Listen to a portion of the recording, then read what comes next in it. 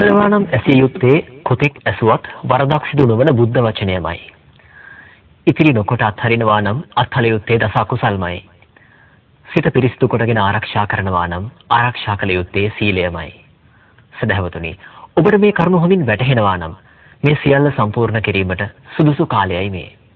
එසේනම් ඔබ අප කෙරෙහි අනුකම්පාවෙන් බෞද්ධ ආරෝප වාහිනියේ මේ පැයට නියමිත දායකත්ව ධර්මදේශනාව සිදු කිරීම සඳහා බෞද්ධ ආරෝප වාහිනී මැදිරියට වැඩම කළ පූජ්‍යපාද කෝරළයාගම සරණතිස්ස ගෞරවනීය ස්වාමින් වහන්සේ අපි ප්‍රථමයෙන් සාදුනාදදී নমස්කාර පූර්වකව පිළිගනිමු.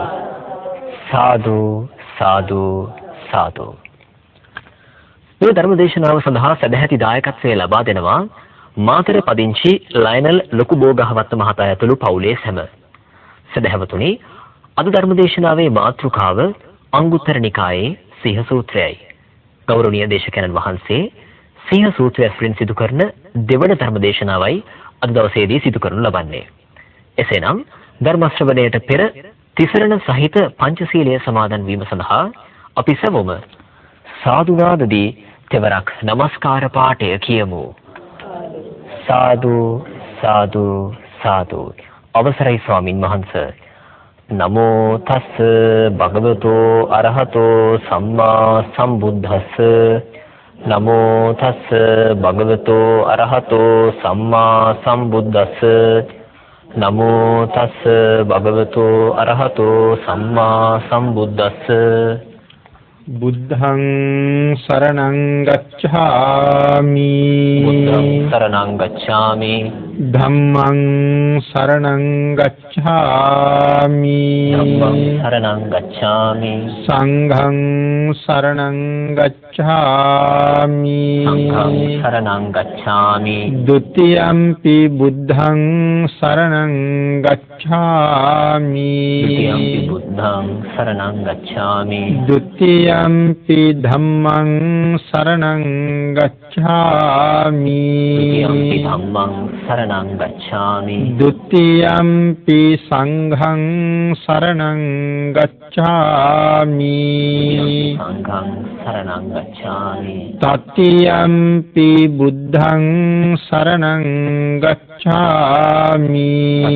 බුද්ධං සරණං ගච්ඡාමි. තතියම්පි ධම්මං සරණං ගච්ඡාමි. ධම්මං සරණං ගච්ඡාමි. තතියම්පි සංඝං සරණං ගච්ඡාමි. සංඝං සරණං ගච්ඡාමි.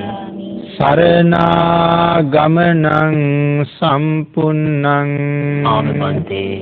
පාණාති පාතා වේරමණී සික්ඛාපදං සමාදියාමි. පාණාති පාතා වේරමණී සික්ඛාපදං සමාදියාමි. අදින්නාදානා වේරමණී සික්ඛාපදං සමාදියාමි. අදින්නාදානා වේරමණී සික්ඛාපදං සමාදියාමි. කාමේසු මිච්ඡාචාරා වේරමණී සික්ඛාපදං සමාදියාමි. කාමේසු මිච්ඡාචාරා වේරමණී සික්ඛාපදං සමාදියාමි. මුසාවාදා වේරමණී සික්ඛාපදං සමාදියාමි. මුසාවාදා වේරමණී සික්ඛාපදං සමාදියාමි. සුරාමේරය මජ්ජපමා දට්ඨානා වේරමණී සික්ඛාපදං සමාදියාමි. සුරාමේරය මජ්ජපමා දට්ඨානා වේරමණී සික්ඛාපදං සමාදියාමි. තිසරණේන සද්දින් පංචශීලං ධම්මං සාදුකං සුරක්ඛිතං කତ୍වා අපමාදේන සම්පාදේ තබ්බං. ආමන්තේ. සාදු. සමන්ත චක්කවාලේසු අත්‍රා ගච්ඡන්තු දේවතා සද්ධම්මං මුනි රාජස්ස සුනන්තු සග්ග මොක්ඛදං සාදු සාදු ධම්ම ශ්‍රවණ කාලෝ අයං බදන්තා ධම්ම ශ්‍රවණ කාලෝ අයං බදන්තා ධම්ම ශ්‍රවණ කාලෝ අයං බදන්තා සාදු සාදු නමෝ තස්ස භගවතු අරහතු සබ්බ ධම්මේසු අප්පටිහත ඥානචාරස්ස දස බලදරස්ස චතුවේ සාරජ්‍ය විසරදස්ස සබ්බ සත්තුත්තමස්ස ධම්මිස්සරස්ස ධම්ම රාජස්ස ධම්මස්සාමිස්ස තථාගතස්ස සබ්බඤුනෝ සම්මා සම්බුද්දස්ස සාදු සාදු නමෝ තස්ස භගවතු අරහතු සබ්බ ධම්මේසු අප්පටිහත ඥානචාරස්ස දස බලදරස්ස චතුවේ සාරජ්‍ය විසරදස්ස සබ්බ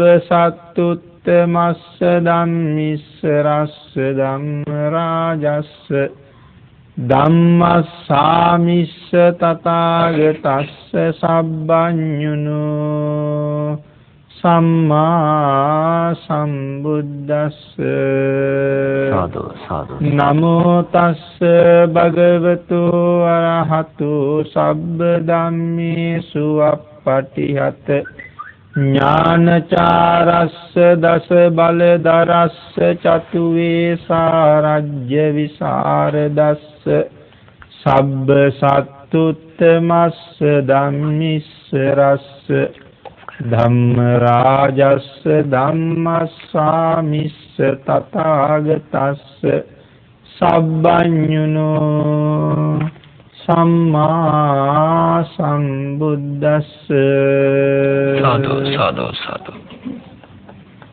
සද්ධර්ම ශ්‍රාවක කාරුණික ගුණගරුක බෞද්ධ පින්නතුනි බොහෝම ශ්‍රද්ධාවෙන් යුක්තව මේ සැදී පැහැදී සූදානම් වෙන්නේ තථාගත ශාන්තිනායක සම්මා සම්බුදුරජාණන් වහන්සේ විසින් ලෝක සත්වයන් පිළිබඳව අනන්ත අප්‍රමාණ දයාවෙන් කරුණාවෙන් මෛත්‍රියෙන් යුක්තව අවබෝධ කරගෙන දේශනා කොට වදාළ පරම ගම්බීර වූ ශ්‍රී සද්ධර්ම රත්නයෙන් අබමල් රේණුවකටත් වඩා අඩු බොහෝම පුංචි කොටසක් දේශනා කරවගෙන සද්ධර්ම ශ්‍රවණයට කැමැති ලංකා වාසී ලෝක වාසී බොහෝ දෙනාට සද්ධර්ම ශ්‍රවණය කරන්න අවස්ථාව උදා කර දෙමින් මේ පින්වතුන්ද සද්ධර්ම දානමය පින්කම මුදුන්පත් කර ගනිමින්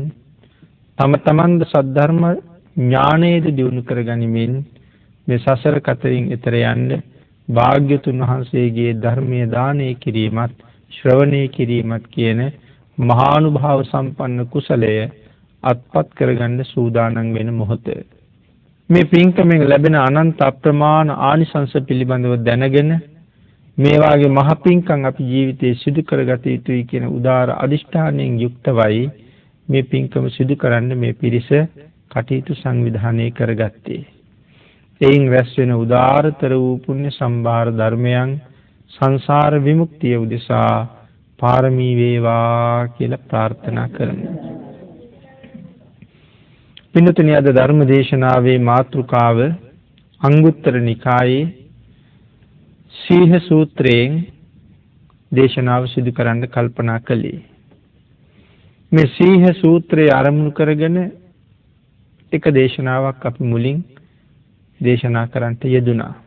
මේ සූත්‍රයෙන් කෙරෙන දෙවෙනි ධර්ම දේශනාවයි අපි මේ සිදු කරන්න සූදානම් වෙන්නේ. පින්නතුනි, මේ සීහ සූත්‍රයේදී බුදුරජාණන් වහන්සේ තමන් වහන්සේව කේසර සිංහ රාජයෙකුට උපමා කරලායි තියෙන්නේ. මේ කේසර සිංහ රාජයා ජීවත් වෙන ගුහාව පිළිබඳව සිහිපත් කළා මුල් දේශනාවේදී. රත්තරන් ගුහාවක, මණික් ගුහාවක, පලිඟු ගුහාවක, එහෙම නැත්නම් මනෝශීල ගුහාවක තමයි මෙයා ජීවත් වෙන්නේ. සිංහයා ගුහාවේ වසන කාලයේ සමානයි බෙස්සන්තර ආත්ම භාවයෙන් අපවත් වෙලා තුසිත භවනයේ අවුරුදු 57 කෝටි 60 ලක්ෂයක් උන්වහන්සේ වැඩ සිටිය කාලය. අපි මේ කාලේ සාකච්ඡා කරන්නට යෙදුණා. සිංහයා ගුහාවෙන් නික්මෙන කාලය සමානයි. නැත්නම් නික්මෙන්නේ මොන වාගේ අරමුණක් වෙනුවෙන්ද කියලා සාකච්ඡා කළා. එhmenan අපි මේ වෙලාවේ සාකච්ඡා කරන්න බලාපොරොත්තු වෙන්නේ සිංහයා ගුහාවෙන් නික්මෙන්නේ කුමන කාරණාවක් සඳහාද? එhmenan බෝසතාණන් වහන්සේ සිංහයා ගුහාවෙන් නික්මීමට සමානයි භාග්‍යතුන් වහන්සේට කොතෙන්ට ඒක ගලපන්න පුළුවන්ද කියන කාරණාව ගාව.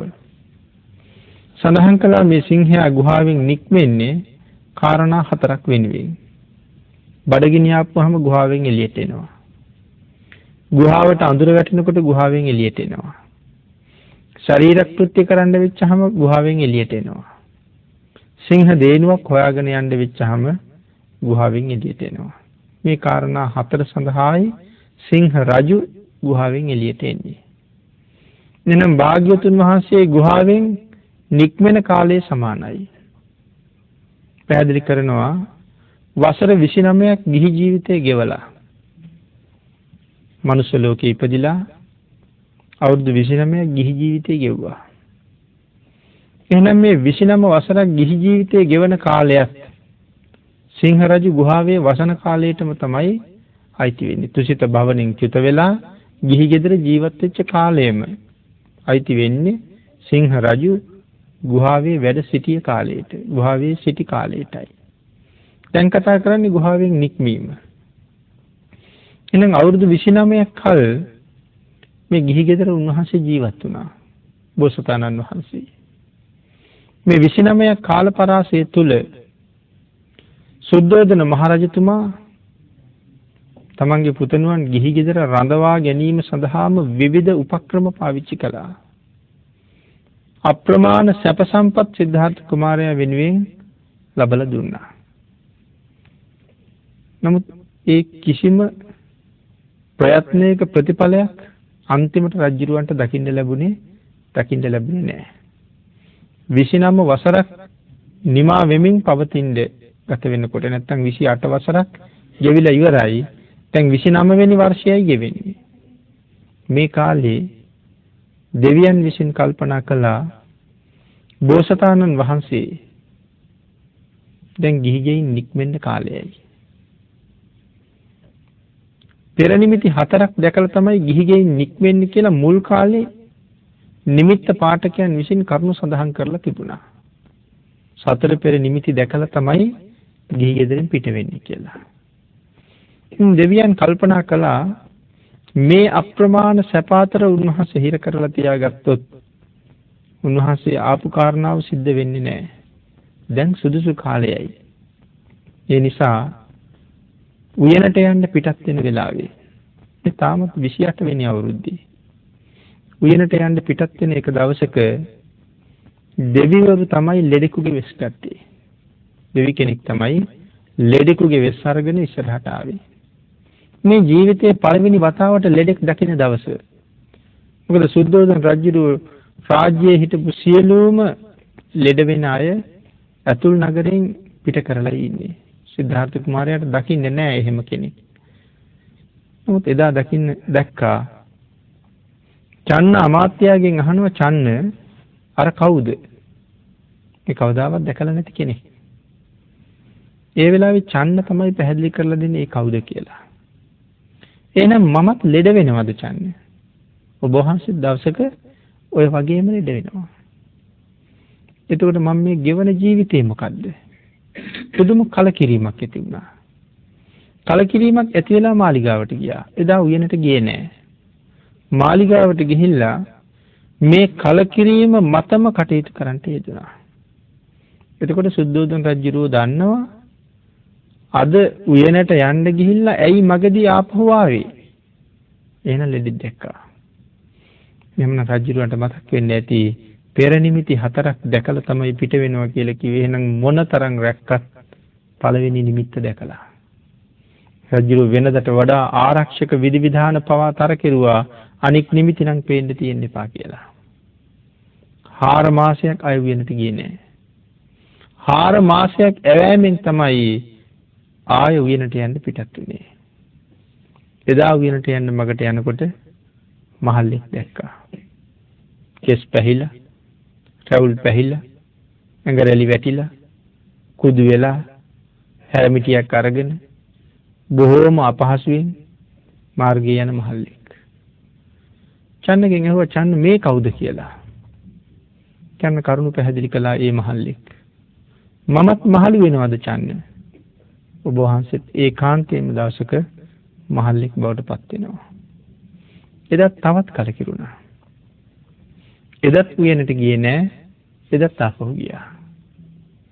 එතකොට රජුරවන්ට ආරංචි වුණා දෙවෙනි නිමිත්තක් දැක්කා. 4 මාසයකට පස්සේ ආයෙත් මාලිගාවට වෙලා මේ කලකිරීම පදනම් කරගෙන 4 මාසයක්ම උයනට නොයා ඉඳලා නැවත උයනට යන්න පිටත් වුණා 4 මාසයක් ඇවෑමෙන්. දැන් මාස 8කින් උයනට ගිහිල්ලා නැහැ. එදා යනකොට දෙවිවරු විසින්ම මේ මලමිනියක් කරේ තියාගෙන යනවා වෙස්මාරු කරගෙන. එදා මලමිනිය දැක්කා. ඒ කාරණාව ඇහුවා. ස්වාමීනි මැරිච්ච මිනිහෙක් සොහනට විසිකන්න ගෙනියනවා. චන්න මාත් මැරෙනවද? ඔබ වහන්සේත් මැරෙනවා මමත් මැරෙනවා. මරණය ගැන චන්නගෙන් කරුණු අහගෙන එහෙම මැරෙන්න නම් මොකද්ද මේ සැප විඳ විඳා ගෙවන ජීවිතේ? මොකද්ද මේ ගත වෙන කාලය? එදත් ආපහු ගියා 4 මාසයක් උයනට ගියේ නෑ. ඒ කියන්නේ දැන් අවුරුද්දක් උයනට ගිහිල්ලා නෑ. එහෙනම් මේ නිමිති දකින්න ඇත්තේ 28 වෙනි අවුරුද්ද පුරාවට. 4 මාසකින් පස්සේ තමයි ආයසරයක් උන්වහන්සේ උයනට යන්න පිටත් වෙන්නේ. එදා උන්වහන්සේට දකින්න ලැබෙන්නේ පැවිද්දෙක්. මේ පැවිදි වෙස් ගත්තේ දෙවිවරුමයි. චන්නගෙන් ඇහුවා සඳහන් කරන පැවිද්දෙක් ගැන විස්තර කරලා දෙන්න චන්න දන්නේ නැහැ. චන්න දන්නේ නැති වුණාට දෙවියන් විසින් චන්නගේ මනසට පැවිද්දා පිළිබඳව අරමුණු කරවලා තිබුණා. ඒ නිසා පැවිද්දා කියන්නේ කවුද? පැවිද්දේ තියෙන වටිනාකම මොකද්ද? පැවිද්ද මොනතරම් ශ්‍රේෂ්ඨද? මේ කරුණු සේරම චන්න බෝසතාණන් වහන්සේට විස්තර කළා. එහෙනම් නිමිති 3ක් දැකලා අපමණ කලකිරලා හිටපු උන්වහන්සේට මේ පැවිදි රුවත් එක්ක පැවිද්දා පිළිබඳව දැනගත්ත කරුණුත් එක්ක ඇති වුණේ මහ පුදුම සැනසීමක්. එදා උන්වහන්සේ කෙලින්ම උයනට ගියා. එදා උයනට ගිහිල්ලා උයනේ කටයුතු කරලා විනෝද වෙලා නාගන්න වෙලාවට උයනට බැහැලා උයනේ තිබිච්ච මංගල සම්මත පොකුණට බැහැලා උන්වහන්සේ පෑන් සැනසුණා. පෑන් සැනසීලා ඉවර වෙනකොට මංගල සම්මත කපුවෙක් හැමදාම උන්වහන්සේට අඳුන් අඳන් දෙනවා. හැමදාම ඇඳුම් අඳින කෙනෙක් ඉන්නවා යුව රජුරවන්ට. දැන් මේ යුව රජුරෝනේ. එදත් නාර ගොඩ වෙනකොටම ඒ කපු මහත්තයා ඇඳුම් අඳින්න ආවා. සුපුරුදු පරිදි එයා ඇඳුම් අඳින්න පටන් ගත්තා. හැබැයි එයාගේ අතපය බෝසතාණන් වහන්සේගේ ශරීරයේ ස්පර්ශ වෙනකොට දැනගත්තා වෙනද ඇඳුම් අඳින කෙනා නෙමෙයි අද ඇවිල්ලා ඉන්නේ කියලා. ඒ ශරීර අංගපසංගවල ඒ අතපය ගෑවෙනකොට දැනෙන වෙනස තුළ ලොකු වෙනසක් තිබුණා. මොකද උන්වහන්සේ ඒක ඇහුවේ නෑ. කවුද මොකද කියන කාරණාවල් ඇහුවේ නෑ. සඳහන් කරනවා ධර්මයේ විතරක් එදා ඇඳුම් අඳින්න ආවේ වෙනද ඇඳුම් අඳින කපු මහත්තයා නොවන බව. සක්‍ර දේවේන්ද්‍රයන්ගේ ආරාධනාවෙන් විශ්වකර්ම දිව්‍ය පුත්‍රයා තමයි කපු මහත්තයාගේ වෙස් අරගෙන ඇඳුම් අඳවන්න ඇවිල්ලා තියෙන්නේ. හේතුව තමයි මහබෝසතාණන් වහන්සේ ගිහිවත් අඳින අන්තිම දවස අදයි. ඒ නිසා අද රජෙක් හැටියට සරසුවට වඩා දෙවි රජෙක් හැටියට තමයි සරසලා තියෙන්නේ. සිද්ධාර්ථ කුමාරයා කොයිතරම් ලස්සනයිද කියලා වචන වලින් විස්තර කරන්න බෑ. අද ඊටත් වඩා ලස්සනයි. ඉතින් මේ ඇඳුම් ඇඳගෙන උයනෙන් නික්මිලා උන්වහන්සේ මාලිගාවට පිටත් වුණා. මාලිගාවට පිටත් වෙලා ඇතුල් නුවරට ප්‍රවිෂ්ඨ වෙලා මාලිගාව ආසන්නයට එනකොට කිසා ගෝතමී උන්වහන්සේගේ ලස්සන දැකලා නිබ්බුත පද කීවා. ඒ නිබ්බුත පද අහලා සතුටටපත් වෙලා ලක්ෂ ගාණක් වටින මුතුහර ඇයට තෑගි කරලා තමන්ගේ යහනේ ගිහිල්ලා සැතපුණා. වෙනද වගේම නාටිකාංගනාවන් උන්වහන්සේ සනසන්න, ගයන්න, වයන්න, නටන්න එදත් සිරියහන් ගබඩාවට ඇතුල් වුණාට වෙනද වගේ ඒ පිළිබඳව ලොකු ඇල්මක් නම් තිබුණේ නැහැ. ඉතින් නාටිකාංගනාවුන් කල්පනා කළා නැටුම් බලන්න කෙනෙක් නැත්තම්, ගයන ගැයුම් අහන්න කෙනෙක් නැත්තම්, වයන වැයුම් අහලා සතුටු වෙන්න කෙනෙක් නැත්තම් කවුරු වෙනුවෙන් ගයන්නද, කවුරු වෙනුවෙන් රඟන්නද, කවුරු වෙනුවෙන් වයන්නද? ඒගොල්ලොත් ඒ තැන්වලම වැටිලා නිදාගත්තා. වෙනදනම් ඒගොල්ලෝ තම තමන්ගේ කුටි වලට ගිහිල්ලා තමයි නිදියන්නේ. හැමදාම මේ ශිල්ප දැක්කුවානේ. කවදාවත් මේ කුටිය සතපුන්නේ නැහැනේ කවුරුවත්. නමුත් එදා සියලු දෙනා මෙතන. සඳහන් කරනවා දෙවිවරු විසින් මේ සියලුම දෙනාට නිදි කෙරෙව්වා එතන කියලා. සියලු දෙනාට නිින්ද යන්න ඇරලා බෝසතාණන් වහන්සේට අවදි කළා. මධ්‍යම රාත්‍රියේ අවදි වෙලා බලහම මෙතෙක් වෙලා දිව්‍යාංගනාවන් වාගේ දැකපු අය නමුත් දැන් හරියට නිකන් අමු සහනක තැන් වල විසිරීලා ගියපු මල කඳක් වගේ. සමහර අයගේ අතපය හතර පැත්තට විසි වෙලා ඉදි වෙච්ච මල කඳන් වාගේ පේන්නේ. සමහර අය කතා කරනවා. සමහර අය hina වෙනවා. සමහර අයගේ කට දෙපැත්තෙම වැක්කිරෙනවා. සමහර අය හීනෙන් කනවා. සමහර අයගේ වස්ත්‍ර ගැලවිලා ගිහිල්ලා. මේ දර්ශනය දැකලා උන්වහන්සේ අප්‍රමාණ කලකිරීමකටපත් වෙලා නැගිටලා චන්නාමාත්‍යයට කතා කරනවා. චන්නත් ළඟමයි ඉන්නේ. ශ්‍රීහන ගාව දොර පඩියේ හිස තියාගෙන නිදාගෙන හිටියා කියලායි සඳහන් වෙන්නේ. උපස්ථායකයන්නේ. චන්නට කතා කරලා කියනවා මට දැම්මම මේ මාලිගාවෙන් පිට වෙන්න ඕනේ. ඒ හන්දා සුදුසු යානයක් පිළියෙල කරන්න. චන්න මේ අශ්වය ඇත්තු සරසන උපකරණ සහිත ඒ පෙට්ටියත් අරගෙන මංජුසාවත් අරගෙන අශ්වය ඉන්න තැනට පිටත් වෙලා ගියා. සඳහන් කරනවා එදා බොහෝම සූදානම් වෙලා ඉන්නවා කන්තක අශ්වයා. සුදු පාට අශ්වයෙක්. බෝසතාණන් වහන්සේ මාතෘ ගර්භයෙන් මනුස්ස ලෝකෙට ඉපදිච්ච දවසේම තමයි මේ අශ්වයාත් විලඹගේ කුසෙන් මෙලවෙලිය දකින්නේ. සඳහන් කරනවා ග්‍රීවය ගාව ඉඳලා බෙල්ල ගාව ඉඳලා රියන් 18ක් පිටිපස්සට දිගයි කියලා. අජානීය අශ්වයෙක්. වලාහක කුලයේ අශ්වයෙක්. තනි සුදුයි කියලා සඳහන් කරනවා.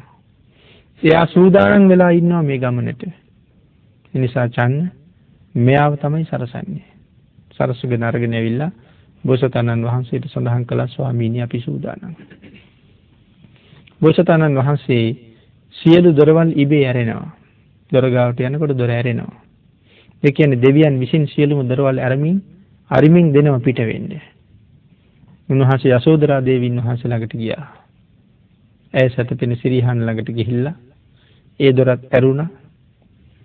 පුතා අතගාලා අල්ලලා වඩා ගන්න හිතුණත් දේවීන් වහන්සේ පුතාගේ ශරීරයේ උඩින් අතක් තියාගෙන සතපිලා නිසා ඒ අත ඉවත් කරලා පුතා අතට ගත්තනම් දොතට ගත්තනම් ඇයට අවදි වෙන්න පුළුවන්. එහෙම වුණොත් මේ ගමනට ලොකු බාධාවක්. අට කතාවේ එතන පැහැදිලි කරනවා යසෝදරා දේවීන් වහන්සේ සතපිලා හිටපු හැටි. සිරියහන වට කරලා අමුණක පමණ සමම්පිච්ච මල් අතුරලා තිබුණා කියලා සඳහන් කරනවා. අමුණක් පමණ ප්‍රදේශයේ වහන්න පුළුවන් තරම් සමම්පිච්ච මල් ප්‍රමාණයක් මේ සිරියහන වටේට අතුරලා තිබුණා. ඒ මැද තමයි මේ සිරියහන තියෙන්නේ. එහෙනම් මොන වාගේ සැපවත් ජීවිත ගත වෙන්න ඇද්ද කියන කාරණාව ඒ කරුණෙන් අපිට ආයෙ පැහැදිලි වෙනවා. උන්වහන්සේ ඒ කුටියට ඇතුල් වෙන්නේ නැතුව එහෙම පිට වෙලා චන්න සූදානම් කරපු කාන්තකාශ්‍යයාගේ පිටේ නැගලා චන්නත් සමග මේ ගමන පිටත් වෙන්නයි තීරණය කළේ. ඒ ගමන පිටත් වෙන්න තීරණය කළත් සුද්ධෝදන රජුරෝ දන්නවා දැන් නිමිති 4ම දැකලායි තියෙන්නේ. සතර පෙර නිමිති දැක්කොත් තමයි යනවා කියලා නිමිත්ත පාඨකයෝ කියලා තිබුණේ. දැන් නිමිති 4ම දැක්කා. දැන් කොයි වෙලාවෙ පිට වෙයිද දන්නේ නැහැ. ඒ නිසා ගේට්ටුව ගාව විශාල වශයෙන් මුරසෙබළු යොදලා ඉන්නේ. මේ රාත්‍රියේ මේ ගේට්ටුව ආ වෙලාවේ ඇරෙන්න දෙන්නෙම නැතුව. ඒ කාරණාව බෝසතාණන් වහන්සේත් දන්නවා. ඒ කාරණාව චන්නත් දන්නවා. ඒ නිසා බෝසතාණන් වහන්සේ තීරණය කරනවා චන්නත් අරගෙන අශ්වයත් අරගෙන වාසල් පවුරෙන් එහා පැත්තට පයින්නවා කියලා. චන්න කල්පනා කරනවා අශ්වයත් අරගෙන බෝසතාණන් වහන්සේත් අරගෙන මේරියන් 18කට වඩා උස පවුරෙන් එහාට පනිනවා කියලා. අශ්වයත් කල්පනා කරනවා මේ දෙන්නම පිට උඩ තියාගෙන තමන් පවුරෙන් පයින්නවා කියලා. ඒ තරම්ම මේ අය ශක්තිමත්. චන්න කියන්නේ 75 දෙනෙක්ගේ විතර ශක්තිය තියෙන කෙනෙක්. බෝසතාණන් වහන්සේගේ කායික ශක්තිය නම් පියවි කායික ශක්තිය මිනිස්සු කෝටි 10000ක ශක්තිය. ඒකට තමයි නාරායන සංඝාත බලය කියලා සඳහන් කරන්නේ. මේ අශ්වයත් ඊතරම්ම ශක්තිමත් කෙනෙක්. නිර්භීත කෙනෙක්, වේගවත් කෙනෙක්. මොකද මහා කල්ප ලක්ෂයක් පෙරම් පුරලා ඉන්නේ බුදු වෙන බෝසතාණන් වහන්සේ නමක් බුද්ධත්වයේ සඳහා එක් කරගෙන යන අන්තිම දවසේ. ඒ සඳහා පාරමිතා පුරාපු කෙනෙක් කන්තක කියලා කියන්නේ දිව්‍ය ලෝකෙන් චිත වෙලා ඇවිල්ලා මනුෂ්‍ය ලෝකෙ ඉපදෙන කෙනෙක්. සඳහන් කරනවා ඒ තුන් දෙනාගේම බලාපොරොත්තු වල ඉඩ තියන්නේ නැතුව කොයිතරම් පිරිසක් ගේට්ටුව අවහිර කරගෙන හිටියත් මේ ගේට්ටුව ළඟ ඉන්න දෙවිවරු උන්වහන්සේ ගේට්ටුව ළඟට එනකොටම ගේට්ටු පියන විවර කරලා දුන්නා කියලා. ඉතින් එතකොට බොහොම ලස්සන පාරක් හැදිලා තිබුණා. ගේට්ටුව අරිනවත් එක්කම හරි අපූර්ව පාරක්. සුදු වැලි අතුරලා, මල් පාවඩ එල්ලලා, සුවඳ පැන් ඉහලා, පුන් කලස් තියලා, පහන් දැල්වලා, තොරන් බැඳලා, මල් වැල්, කොඩි වැල් පාර දිගේ ඇදලා විශාල පිරිසක් උන්වහන්සේ එනකන් බලාපොරොත්තු වෙමින් ඉන්නවා. කොයිතරම් පිරිසක්ද? ලක්ෂ 60ක් විතර ප්‍රමාණයක්. බෝසතාණන් වහන්සේ මාර්ගයට අවතීර්ණ වෙනවත් සමග මිශ්‍ර වුණා කියලා සඳහන් කරනවා. ලක්ෂ දෙපැත්තෙනුත් තවත් ලක්ෂයක් පිටිපස්සෙනුත් උන්වහන්සේ ආරක්ෂා කරගෙන ඉන්න වෙලාවේ තමයි රාජ්‍යයන් 3ක් පහු කරමින් අනෝමා නදී තෙර දක්වා උන්වහන්සේ ගමන් කරන්නේ. එහෙමනම් පින්නතුනේ දැන් මාලිගාවෙන් පිට වුණා. මේ මාලිගාවෙන් පිට වෙන කාලය සමානයි සිංහ රජු රන් ගුහාවෙන් නික්මීම කියලා සඳහන් කරනවා. සිංහ රජු රන් ගුහාවෙන් නික්මීම සමානයි බෝසතාණන් වහන්සේ තමන්ගේ මාලිගාවෙන් නික්මිලා බුද්ධත්වයේ සඳහා පිටත්ව යෑම. ඊළඟට පින්නතුනි සඳහන් කරනවා සිංහ රජු ඇඟමැලි කඩන ක්‍රියාව. ඒ ක්‍රියාවට කුමක් කෙසේ සමාන කරනවද? හැබැයි බෝසතාණන් වහන්සේ අනෝමා නදී තෙරට නික්මිලා ගිහිල්ලා උන්වහන්සේ අනෝමා ගන්තරේ එහා පැත්තටම ගියා. ගඟෙන් එහා පැත්තටම ගියා. ඒ ගඟෙන් එහා පැත්තට ගියපු වෙලාවේ අශ්වයාගේ පිටෙන් බැහැලා මංගල අසිපත අරගෙන තමන් වහන්සේගේ කෙස් වැටිය උන්වහන්සේ කඩුවෙන් කැපුවා. ඒ කියන්නේ ශ්‍රමණේකට මේ දිගු කෙස් ගැලපෙන්නේ නැති හින්දා ඒක කරදරයක් වෙනවා. හොදන්න, පිහින්න, පීරන්න, කපන්න, රකින්න. ඒ හින්දා සම්පූර්ණයෙන් ඒ කරදරයෙන් මිදෙන්න කෙස් වැටිය කපලම ඉවත් කළා. ඒ කෙස් වැටිය කපලා ඉවත් කරන උන්වහන්සේ අදිෂ්ඨාන කරනවා මේ කෙස් වැටිය අහසට විසි කරනවා. මම මේ සම්මා සම්බුද්ධ රාජ්‍ය හොයාගෙනයි යන්නේ. මට මේ බුද්ධ රාජ්‍ය ලැබෙනවා නම් මේ කෙස් වැටිය කවදාවත් බිම වැටෙන්නේ නැහැ කියලා. ඒ කෙස් අහසේ ඉහළට ඇදිලා යනකොට ශක්‍ර දේවේන්ද්‍රයන් වහන්සේ යොදුනක් උස රත්තරන් කරඬුවක් අරගෙන දෙව්ලොවින් නික්මුණා කියලා සඳහන් කරනවා. යොදුනක් කියලා කියන්නේ 60කට වඩා උසයි. ඝන රත්තරන් කරඬුව. එක කෙස් ගහක්වත් ඊළඟ යන්න දෙන්නේ නැතුව සියලුම කෙස් මේ කරඬුව ඇතුළත 10ක් විතර උසයි නම් මේ කරඬුව 3ක් 4ක් විතරවත් කරඬුවේ කට පළල තියෙන්නේ නැතිනේ. තව කෙස් කෙස් වලට කොහෙවත් ඈත උලඟ යන්න ඉඩ නැහැ. උන්වහන්සේ මේ කරඬුව ඇතුළට සියලුම කේශ ධාතුන් ටික එකතු කරගෙන වහගෙන ගෙනහිල්ලා අද තවතිසාවේ තැන්පත් කරගෙන වන්දනාමාන කරනවා සිළුමිණි සෑය හැටියට. ඊළඟට ගටිකාර බ්‍රහ්ම රාජයා කාශ්‍යප බුද්ධ ශාසනයේ තමන්ගේ කල්යාණ මිත්‍රයා අනාගාමී වෙලා හිටියේ. ගටිකාර නම් වළංකරුවා කුඹල්කරුවා. දැන් බඹලෝ ඉන්නේ. උන්වහන්සේ තමයි අෂ්ට පරිස්කාරය අරගෙන ඉන්නේ. මේ කුමක්ද කියලා විමසහම ශ්‍රමණ පරිස්කාරයයි.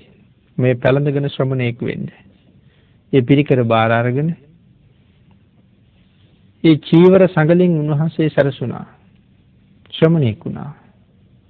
එතකොට ගිහිවත් ඇඳගෙන හිටපු ගිහිවත් සංගල ගලවලා එයද අහසට විසිකලා ලෞතුරා බුද්ධ රාජ්‍ය මට ලැබෙනවා නම් මේ ගිහි සලු සංගල කවදාවත් අය බිම වැටෙන්නේ නැහැ කියලා අදිෂ්ඨාන කළා.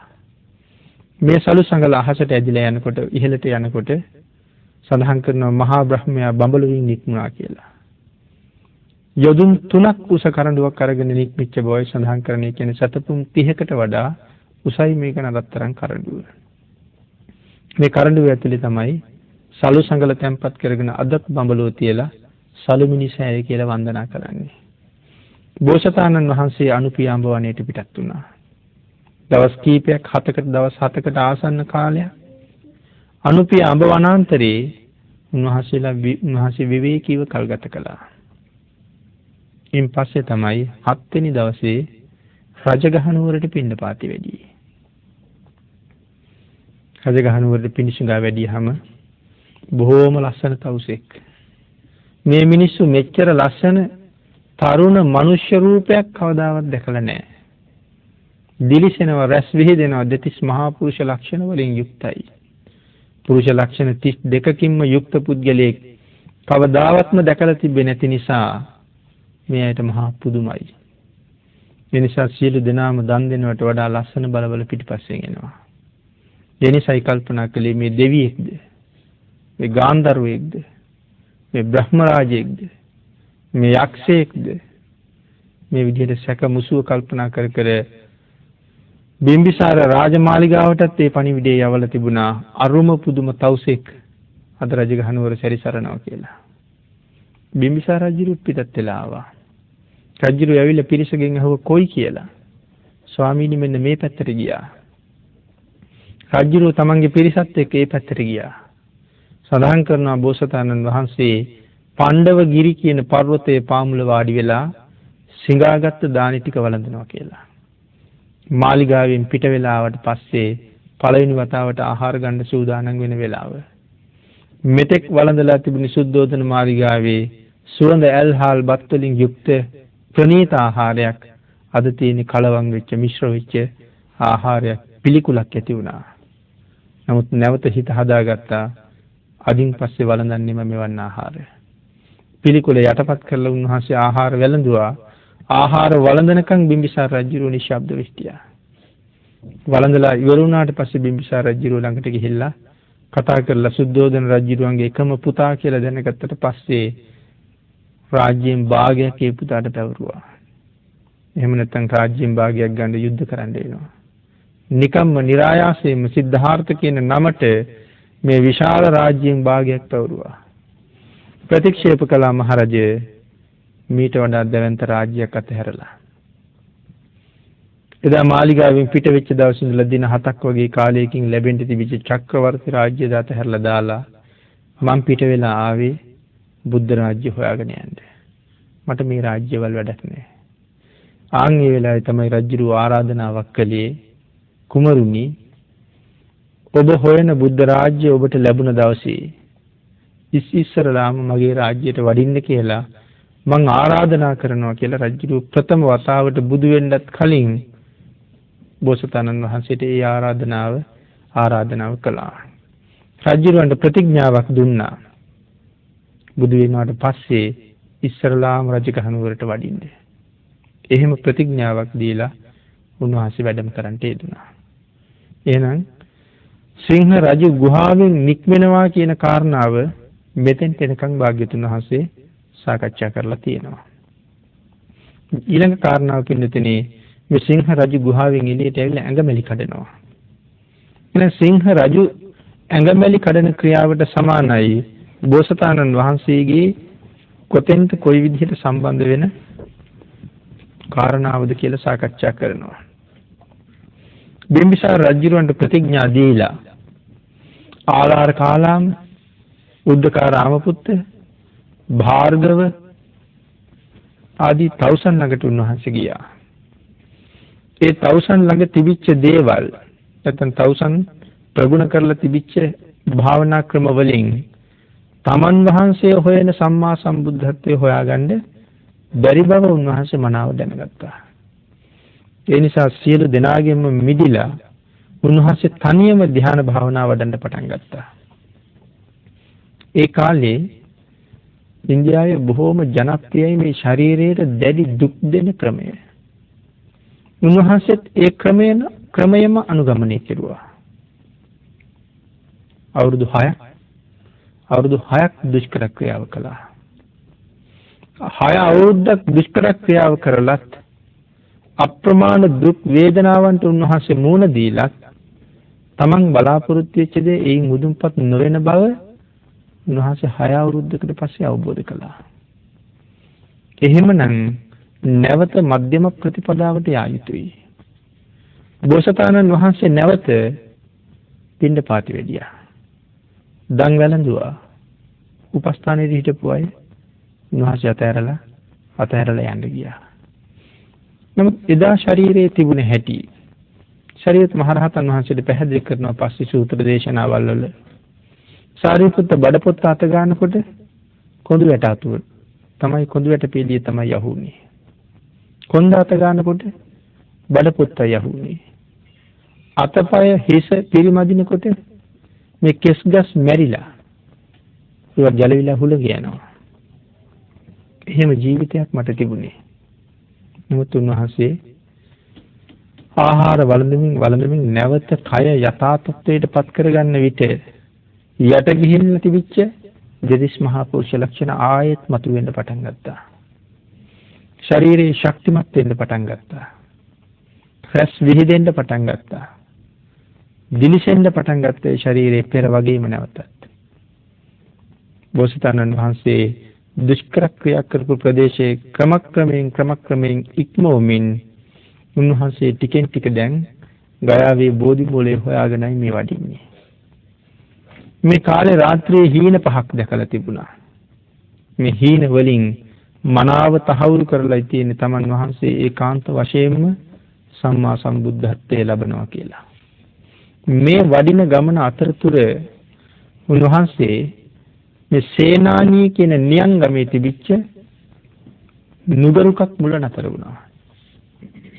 රාත්‍රී කාලේ නුගරුක උගාව වාග්යතුන් වහන්සේ රාත්‍රියේ වැඩ හිටියා. සේනානී නියංගමේ ප්‍රධානියාගේ දුව සුජාතා සිටු දියණිය මේ සේනානී නියංගමේ ප්‍රධානියාගේ දුවයි. ඇය මේ නුග ගහට බාරයක් වෙලා තිබුණා. තමන්ට පිරිමි දරුවෙක් ඉල්ලලා. ඒ කාරණාව සම්පූර්ණ වුණා ඇයට. කෙසේ හෝ ඇයට පිරිමි දරුවෙක් ලැබුණා. මේ එතන මේ නුගරුකේ ඉන්න වෘක්ෂ දේවතාවාට ඒ කිරියාහාර දානයක් පිළියෙල කරලා තිබුණා තමන්ගේ බාරේ ඔප්පු කරන්න. ඒ සඳහා ඇය වෙනම සූදානම් වෙමින් හිටියේ. ඒක විශේෂ සූදානමක්. කිරියල දෙනු 1000ක් අරගෙන ඒ 1000ටම කැම දුන්නා කියලා සඳහන් කරන්නේ වැල්මී වනාන්තරයක. වැල්මීත් මිශ්‍රව තමයි ආහාර ගන්න. කාලයක් යනකොට මේ 1000 දෙකට බෙදලා 500ක් ගඟෙන් වතුර බීලා වැල්මී වනේ ආහාර ගන්නවා. 500ක් වැල්මී වනේ ආහාර අරගන්නවා. ගඟෙන් වතුර බොන්නේ නැහැ. අර ගඟෙන් වතුර බොන 500 දෙනාගෙන් දොවාගත්ත කිරි තමයි මේ 500ට දෙන්නේ. තව කාලයක් යනකොට අර කිරි බොන 500 දෙකට බෙදුවා. එහෙම දෙකට බෙදලා මේ 250න් කිරි දොවලා මේ 250ට පොවනවා. ඒ 250 දෙකට බෙදලා එහෙම බෙදලා කිරිබත හදන කාලේ වෙනකොට 14 දෙනෙක් බවට පත් වෙලා ඒ 14 දෙනා දෙකට බෙදලා එක 7 දෙනෙකුගෙන් කිරි දොවලා අනික් 7 දෙනාට පොවලා ඒ 7 දෙනාගෙන් කිරි දොවලා තමයි මේ කිරිබතට කිරි ගත්තා කියලා සඳහන් කරන්නේ. ඊටකට සඳහන් කරනවා ඇය හාල් ආදී අවශ්‍ය සියලුම දේවල් පිළියෙල කළා. කිරිබත සකස් කරන්නයි සූදානම අද හවස. මේ කිරිබත සකස් කරන්න බත ලිපේ තිබ්බා. සඳහන් කරනවා ලිපේ තියපු තැන ඉඳලා මේ ලිපේ ගිනි දැල්වන්නේ ශක්‍රදේවේන්ද්‍රයන් වහන්සේ කියලා. සුජාතා සිටු දිනියත් වියන් ගඳලා තියෙන්න ඇති. ඒ වියනට යටින් හෝ උඩින් මහා බ්‍රහ්මයා කිරිබත බාලා ඉවර වෙන උයලා බානකම් ඡත්‍රය අල්ලගෙන හිටිය කියලා සඳහන් වෙනවා. නමුත් මේ දෙන්නා මුළුතැන්ගේ ඇතුලේ ඉන්න බව සුජාතාවට පේන්නේ නැහැ. සඳහන් කරනවා කිරිබත මේකේ කිරි පැහෙන්න පටන් ගත්තේ දක්ෂිනාවර්තව කැරකෙමින් කියලා. දකුණට කැරකි කිරි පැහෙනවා. නමුත් ඒක කිරි බිඳුවක්වත් එළියට විසි වෙන්නේ නැහැ. එළි වෙන ජාම් වෙනකොට මේ ප්‍රදේශයේම සුවඳ හැමමින් කිරිබත ඉදෙනවා. ආන් ඒ කිරිබත බාගෙන වෘක්ෂ දේවතාවා ගහමුලටම වැඩලා කියලා සේවිකාව ඇවිල්ලා කියනවා ලක්ෂයක් වටිනා තලියක මේ කිරිබත් අතුරගෙන තවත් ලක්ෂයක් වටිනා රන් තලියකින් මේ කිරිබත වහගෙන හිස මත තියාගෙන ගිහිල්ලා උන්වහන්සේට පිළිගන්වලා ප්‍රාර්ථනාවක් කරනවා. ස්වාමීනි මගේ ප්‍රාර්ථනාව එසේම ඉෂ්ට වුණා. ඔබ වහන්සේගේ යම් ප්‍රාර්ථනාවක් වෙත්නම් ඒ ප්‍රාර්ථනාවද ඒ ආකාරයෙන්ම මුදුන්පත් වේවා කියලා ඇය ප්‍රාර්ථනා කළා. බෝසතාණන් වහන්සේ ඒ කිරියාහාරයත් අරගෙන නේරංජනා නදී තෙර ගාවට වැඩම කළා. කිරියාහාරයේ ගම් ඉවුරේ තියලා බෝසතාණන් වහන්සේ නේරංජනා නදී තෙරෙන් උන්වහන්සේ නාගත්තා. නදී තෙරෙන් නාලා තමන් වහන්සේට පිළිගන්නවපු කිරිබත පිඩු 49කට පිඩු කළා. පිඩු කරලා පිඩු 49ම වැළඳුවා. එතකොට සඳහන් කරනවා මේ එක කිරි පිඩුවක් තල් ගෙඩියක් වගේ ලොකුයි කියලා. තල් ගෙඩියක් වගේ ලොකු වෙච්චාම හාල් කාල් දෙකකවත් කිරිබත් ඕනේ ඒ වගේ පිඩුවක් හදන්න. එහෙමනම් උන්වහන්සේ මේ එක පිඩුවක භාගයක්වත් ඉවත් කරපු බවක් කොතනවත් සඳහන් නැහැ. පිඩු 49ම වළඳලායි තියෙන්නේ. ඒ කියන්නේ එහෙමනම් හාල් සේරු 20ක 25කවත් කිරිබතක්. නමුත් කෙනෙකුට සැකයක් එන්න පුළුවන් එච්චර ආහාර ගන්න පුළුවන්ද එක පුද්ගලයෙකුට කියලා. නමුත් අපි මතක තියාගත යුතුයි බෝසතාණන් වහන්සේ මොනතරම් ශක්තිමත්ද. මධ්‍යම පුරුෂයෝ කෝටි 10000ක ශක්තියයි උන්වහන්සේගේ ශරීර ශක්තිය. ඒ තරම් ශක්තිමත් කෙනෙක්. අනිත් එක තමයි සුජාතා සිටුදුවනේ පූජා කරපු මේ දාණය. මේ වාගේ දානයක් පූජා කරන්න මේ ලෝකේ එදා මෙදා තුර කිසිම කෙනෙකුට භාග්‍යවන්තකමක් නැහැ. ඇය දුන්න දාණය දෙන්න පුළුවන් උනේ ඇයට පමණමයි. මොකද ඇයට පමණක් දෙන්න පුළුවන් වෙච්ච තිබිච්ච විශේෂත්වය. ඇය කිරිබත් පූජා කළේ බෝසතාණන් වහන්සේට. ඒ කියන්නේ බුද්ධත්වයට කලින් බෝධිසත්වයන් වහන්සේ ආහාර ගන්න අන්තිම දවසේ දා බෝසතාණන් වහන්සේට දන් දුන්නා.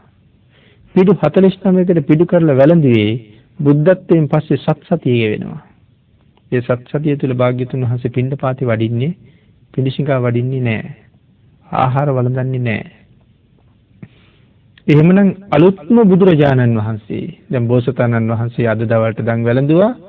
හෙට එළවෙනකොට උන්වහන්සේ සම්මා සම්බුද්ධත්වයේ ලබනවා. එතකොට දින 49ක්ම භාග්‍යවතුන් වහන්සේ යැපෙන්නේ පවතින්නේ මේ ගත්ත කිරිපිඩු 49ත් එක්ක.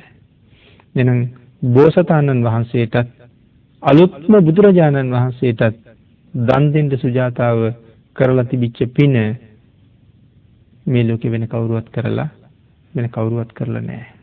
ඒකයි ඒ දානේ තරම්ම වටින්නේ. කිරි ආහාරය වළඳලා රන් තලිය සඳහන් කරනවා. ඒ තලිය තමන් වහන්සේට බරයි. ඒ කියන්නේ ඔසවාගෙන යන්න තියෙන බර නෙවෙයි. මේවා පරිස්සම් කරන්න රකින්න උන්වහන්සේ සූදානම් නැහැ. ඒ නිසා අදිෂ්ඨාන කළා මේ තලිය මම ගඟට දානවා. ලෞතර බුද්ධ රාජ්‍ය මට ලැබෙනවා නම් මේ තලිය මේ පහළට ගලන ගඟේ උඩුගම් බලා යා යුතුයි. ඒක වෙන්නේ නැති වැඩක්. පහළට ගලන ජල කඳේ තලියක් උඩුගම් බලා යන්නෙම නැහැ. එහෙනම් සිද්ධ නොවන දෙයක් තමයි අදිෂ්ඨාන කරන්නේ. මට බුදු බව ලැබෙනවා නම් මේ වෙනකොට බෝසතාණන් වහන්සේ දන්නවා ඒකාන්ත වශයෙන්ම බුද්ධත්වයේ ලැබෙනවා කියලා. නමුත් නැවත අදිෂ්ඨානයක් කරලා පරීක්ෂණයක් කරලා බලනවා. මේ තලිය උඩුගම් බලා යා යුතුයි කියලා තමයි ගඟට දාන්නේ. නේරංජනා නදියේ ජලය ඊටම වේගෙන් පල්ලෙහාට ගලනවා. සඳහන් කරනවා මේ මහා ජල කඳ මත මේ තලිය හෙමින් උඩුගම් බලා යන්න ගමන් ආරම්භ කළා කියලා. බෝසතාණන් වහන්සේට නොපෙනෙනකන් තලිය උඩුගම් බලා ගිහිල්ලා ඒ තලිය නාග ලෝකෙට තමයි වැටුණා කියලා සඳහන් කරන්නේ. එතකොට මහා කාල කියන නාග රාජයා තමන්ගේ පිරිස ආමන්ත්‍රණය කරලා සඳහන් කරනවා මේ තලි 4ක් දැන් තලි 3ක් වැටිලා තිබ්බේ මේ ඒ තලි 3 උඩට වැටිච්ච 4 වෙනි තලියයි. එතකොට මේ රත්තරන් තලි එකට ගැටෙනකොට හඬක් ඇහෙනවා. ඒක උඩ වැටෙනකොට සද්ද ඇහෙනවනේ. මහා කාල නාග රාජයා තමන්ගේ පිරිසට ආමන්ත්‍රණය කරලා කියනවා පළමුදත් කෙනෙක් බුදු වුණා. පෙරේදත් කෙනෙක් බුදු වුණා. ඊයේත් කෙනෙක් බුදු වුණා. අදත් කෙනෙක් බුදු වෙනවා. මේක බුදු පෙරහැරක්. යන් ඒක බලන්න කියලා තමයි 500ක් නාගයෝ එක පිටත් වුණේ. ඒ කාරණාවෙන් අපිට මොකද්ද කියවෙන්නේ? බුද්ධාන්තරයක් නාග ලෝකෙට එක දවසයි. ඒකනේ කියන්නේ පළමුදත් කෙනෙක් බුදු වුණා. පෙරේදත් කෙනෙක් බුදු වුණා. ඊයේත් කෙනෙක් බුදු වුණා. අදත් කෙනෙක් බුදු වෙනවා. ඒ කියන්නේ මේ බුද්ධාන්තර 4ක් නාග ලෝකෙට දවස් 4ක්. ඒ නිසා නේරංජනා නදී තෙරට මේ නාග පිරිස ඇවිල්ලා මතුවෙනවා. බෝසතාණන් වහන්සේ ගඟෙන් එතරට ගිහිල්ලා සොට්ටිය කියන බමුණා උන්වහන්සේට පිළිගන්නවා කුසතන මිටි 8ක්. ඒ 8ත් අරගෙන බෝධි මූලයට වඩිනවා. සිංහයා ඇඟමැලි කඩන ක්‍රියාව. බෝසතාණන් වහන්සේ මේ කිරිපිඩු වැළඳීමේ කාලය එතෙන්ට එනකන් සිහිපත් කරලා නැවත ශරීරය මේ සිංහයා ඇඟමැලි කඩලා ඇඟ හොලවනවා. ඇඟමැලි කඩලා ඉවර වෙලා කෙලින් වෙලා ඇඟ ගසා දානවා. අර ඒක නිකන් දූවිලි තිබිලා දූවිලි අයින් කරනවා වගේ. අපි දකින්නවා සමහරට පූසා සුනකයා මේ වැඩේ කරනවා. ඇඟමැලි කඩලා ඒගොල්ලෝ නැවත කෙලින් වෙලා ඇඟ හොලවනවා. දැන් සිංහයා ඇඟමැලි කඩන ක්‍රියාවට සමානයි බෝසතාණන් වහන්සේ බෝධි මූලයේ දක්වා පිටත් වෙන්න ආසන්න වෙන කිරිපිඬු වළඳා අවසන් කරන කාලය. ඊළඟට තියෙන සිංහයා ඇඟ ගසා දැමීමේ ක්‍රියාවට සමානයි බෝසතාණන් වහන්සේගේ කුමන කාරණාවද කියන කාරණාව සාකච්ඡා කරන්න. එහෙමනම් නේරංජනා නදියෙන් එතර වෙලා සොත්තිය බමුණා දුන්න කුසතන මිටි 8ත් අරගෙන බෝධි මූලයට වඩින්න සූදානම් වෙනකොට නැවත නේරංජනා ගඟේ වැලිතලාවේ ඉඳලා ගයාවේ බෝධි මණ්ඩලයේ දක්වාම පෙරසේම මාර්ගයේ පිළියෙල කරලායි තියෙන්නේ. සුදු වැලිය අතුරලා, තොරන් බැඳලා, පුන්කලස් තියලා, මල් පාවඩ ඉලලා, සුවඳ පැන් ඉහලා, පහන් දැල්වලා, පොඩි වැල් ඇදලා, මල් වැල් ඇදලා මේ තනි කරම දිව්‍ය පුරයක් වගේ දිව්‍ය මාර්ගයක් වගේ මේක සරසලා තියෙන බෝධි මණ්ඩලයේ දක්වා. මේ සියලු දේවල් කරලා තියෙන දෙවිවරු වෙන කවුරුවත් නැහැ මෙතන. එහෙනම් තන මිටි 8ත් අරගෙන බෝසතාණන් වහන්සේ දෙවියන් විසින් සැකසූ මාර්ගයෙන් බෝධින් වහන්සේ ළඟට ගිහිල්ලා බෝධි මණ්ඩලයේ ප්‍රදක්ෂිනා කළා. මේ වෙලාවේ තමයි මාරයා එළඹෙන්නේ. උන්වහන්සේට බාධා කිරීම සඳහා. දෙවිවරු බ්‍රහ්මයෝ මෙතෙන්ට රැස් වෙලා හිටියේ පිරීලා. නමුත් වසවර්ති මාරයා විශාල මාර සේනාවක් අරගෙන බෝසතාණන් වහන්සේ ළඟට එනකොට සියලු දෙවිවරු දිව්‍ය ලෝක දක්වාම ගියා කියලා සඳහන් කරනවා. සියලු බ්‍රහ්මයෝ බඹලොව දක්වාම ගියා කියලා සඳහන් කරනවා. සියලු නාග පිරිස් නාග භවනටම ගියා කියලා සඳහන් කරන්නේ. මහා කාල නාගරාජයා තමන්ගේ පිරිසටත් නොකියා නාග භවනටම ගිහිල්ලා තමන්ගේ කට තමන්ගේ අතින් වහගෙන බිම දිගා වුණා කියලා සඳහන් කරනවා මාරයට බයි. ජයතුරා සංකේ පිඹින්න හිටපු සක් දෙවිඳු සංකය පසකදා දෙව්ලොවටම ගිහිල්ලා. බ්‍රහ්ම රාජවරු සියලු දෙනා බඹලොවටම ගිහිල්ලා. බෝසතාණන් වහන්සේ විතරක් බෝධි මූලයේ තනියම 10000ක් සක්වලවල් වලින් පැමිණිච්ච විශාල මාර පිරිසක් බෝසතාණන් වහන්සේ වට කරගෙන අතිශයින්ම රෞද්‍රයි අතිශයින්ම භයානකයි යොදුන් 150ක් විතර දිගයි කියලා සඳහන් කරනවා මාරයාගේ ගිරිමේකලා හස්තිය. බෝසතාණන් වහන්සේට කරදර කරන්නයි එක්කාවේ. ඉතින් වරුසා 9ක් වසනවා. ආයුධ වරුසා, වැලි වරුසා, අලු වරුසා, මඩ වරුසා මේ වරුසා 9ක් වැස්සෙව්වා. නමුත් ඒ එකකින්වත් බෝසතාණන් වහන්සේට කරදර කරන්න බැරි වුණා. උන්වහන්සේ හරියට කපුටන් මැද ඉන්න හංසෙක් නැත්නම් කපුටන් මැද ඉන්න ගුරුළු රාජෙක් වගේ නිරුපද්‍රිතව වැඩ ඉන්නවා. මාරයා පෙරදුනා. පරාජයට පත්වෙච්ච මාරයා යන්න ගියා. බෝසතාණන් වහන්සේ මෛත්‍රී කර්මස්ථානය තමයි ලෞතර බුදුජානන් වහන්සේලා ඉස්සලාම වඩන්න පටන් ගන්නේ. පසේ බුද්ධත්වයේ ලැබෙන උත්තමයන් වහන්සේලා ආනාපාන සතියෙන්ම පටන් ගන්නවා. ලෞතර බුදු බව ලැබෙන උත්තමයන් වහන්සේලා මෛත්‍රී කර්මස්ථානයෙන් තමයි පටන් ගන්නෙ. මෛත්‍රී කර්මස්ථානයෙන් ආනාපාන සතියෙන් යමක කියන ඥානය ලබාගෙන පටිච්ච සමුප්පාදයේ නිමිති මේ සාගරයේ යමක ඥානයෙන් කලම්බනවා වගේ ඉහළ ඉඳලා පහළටත් පහළ ඉඳලා ඉහළටත් මේ පටිච්ච සමුප්පාදයේ මෙනෙහි කරනකොට උන්වහන්සේට සර්වඥතා ඥානය හම්බ වෙනවා. මේ සර්වඥතා ඥානය ලැබුණ කියලා කියන්නේ ලෞතර සම්මා සම්බෝධිය ප්‍රතිවේද කළා කියලා කියන්නේ සියලුම කෙලෙස් සදහටම සමූල ඝාතනය කළා. එහෙනම් සිංහ රජු ඇඟමැලි කඩලා ඊට පස්සේ ඇඟ හෙලෙව්වේ ඇඟේ තියෙන දූවිලි ගසා දානවා වගේ. එහෙනම් සිංහ රජු ඇඟ ගසා දාන ක්‍රියාවට සමානයි බෝසතාණන් වහන්සේ සර්වඥතා ඥානෙ මුදුන්පත් කර ගැනීම සකල කෙලෙස් දූවිලි උන්වහන්සේ ඉවත් කරලා දාන ක්‍රියාවට භාග්‍යතුන් වහන්සේ සමාන කරනවා. එන්න ධර්ම දේශනාවට තියෙන කාලය නිමා වෙලා නිසා අපි මේ දේශනාව මෙතකින් නිමා කරමු.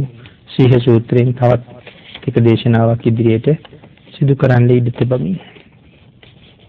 අද ධර්ම දේශනාවේ දායකත්වයේ මාතර පදිංචි ලයනල් ලොකු භෝගහවත්ත පියාණන් ඇතුළු පවුලේ සියලු දෙනා විසින් උතුම් අරමුණ මිය පරලෝකීය වැලිගම පැලෑනේ පදිංචිව සිටි පී.බී. පියදාස පියාණන් කෝට්ටේ බැද්දගානේ පදිංචිව සිටි පී.බී. බන්දුසේන බාප්පා ලයනල් පියතුමාගේ දෙමව්පියන්ටත් කේ.බී. මොරින් මෞතුමියගේ දෙමව්පියන්ටත් වසන්ති රේණුකා සහෝදරිය ඇතුළු වර්ග පරම්පරාවේ සියලු දෙනාටම පින් අනුමෝදන් කිරීමත් දරණාගම කුසල ධම්ම නායක ස්වාමින් වහන්සේටත් පින්වත් ස්වාමින් වහන්සේ ඇතුළු මහා සංඝරත්නයටත් පී.බී. ජනක බිමාල් ස්වාමියා ඇතුළු පවුලේ සියලු දෙනාටමත් ලයනල් පියාණන්ට හා කේ.බී. මොරින් මෑණියන්ටත් රෝගීව සිටින අයි.බී. පොඩිමැණිකේ මෑණියන්ටත් විශේෂයෙන් ආශිර්වාද කරන බව සඳහන් කරනවා.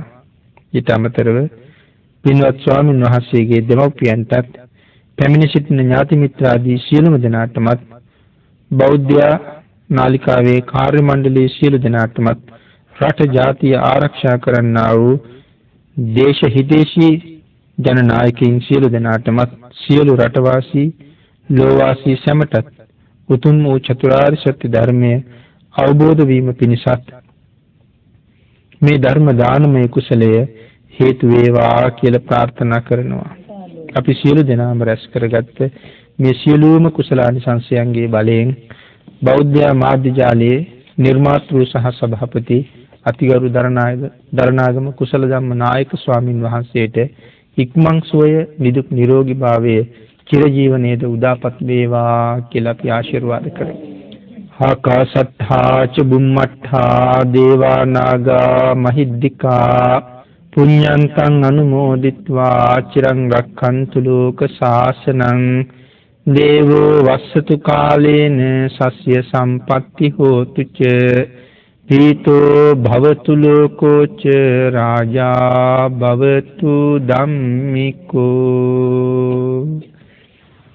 සාදු සාදු සාදු.